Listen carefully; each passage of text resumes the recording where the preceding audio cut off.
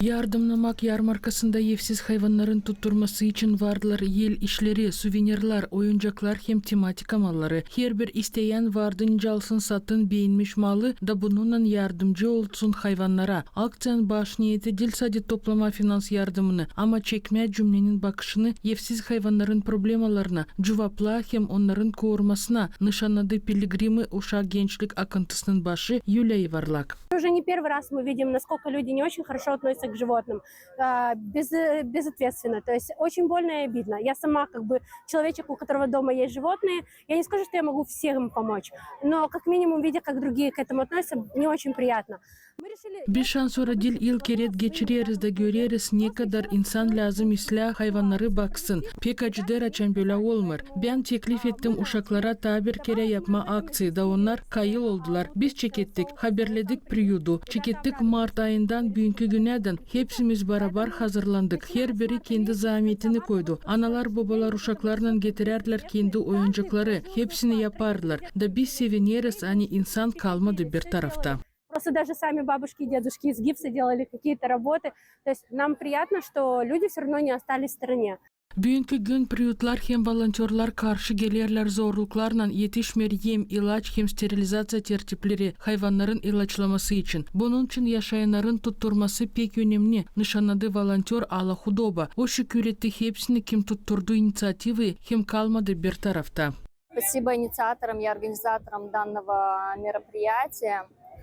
Именно ярмарки, благотворительная помощь для... Çok sağ ol bu olayın inisiyatorlara hem kuruculara ama pek seviniriz hani bu olaya katılırlar uşaklar niçin ki onlar bizim geleceğimiz da biz isteriz ki onlar büyüsünler hem ilerlesinler iyi atmosferada. Развивались именно в такой идеологической, доброй атмосфере. Komrat yaşayanları tutturdular, inisiyatifi da katıldılar yarmarka işine kim mal satardı, kim para toplardı. Birisi onlardan Komratlı Andrei Mihna. Onun laflarına göre böyle olaylar önemli. Niçin ki yardım ederler cümlenin bakışını çekme, evsiz hayvanların problemalarına hem birleştirme insanları iyi işlerin dolayında. Мы любим животных, мы любим порядок, и мы хотим, чтобы внесли свой вклад в то, чтобы позаботиться. Biz severiz hayvanları hem de rahatlı. Biz isteriz kendi zahmetimizi koyma ki bakma onları hem de olsun kolaylık onların koşullarını tayi yapma. Niçin ki biz kuvancılıkla zanatlanırız da bizim davamız bakma naturayı hem hayvanları. Bunun için biz kayılız böyle olaylara. Kimi yaşayanlar para verdiler, başkaları yarmarkada mal aldılar anlayıp hani hepsi paralar gidecekler ilaçlamaya, bakmaya hem sterilizasyaya. Komrat primarı Sergey Anastasov nişanladı hani böyle aksiyalar yardım ederler insana birleşmeye hem verirler şans evsiz hayvanlara daha iyi yaşamaya.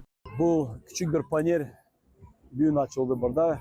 Bizim insanlar Soil for Soil kim bize her zaman yardım eder bu köpeklerin gezer de onlar bize ta yıl günden onların biriyle biz yaptık bir yer nerede köpekleri tutarız ama lazım hep hani köpekler olsunlar tok olsunlar deneme sterilizasyon olsun onlarda bu işin lazım toplama biraz para ta kendi primariye yardım eder ama yardım olsun lazım biraz insandan da biz onun için geldik biri ailemizden geldik hep satın aldık buradan niye satılır ve o hepsi paralar gidecekler yardıma bizim demek küçük kardeşlerimize bugünkü gün bizi bekler yardımla.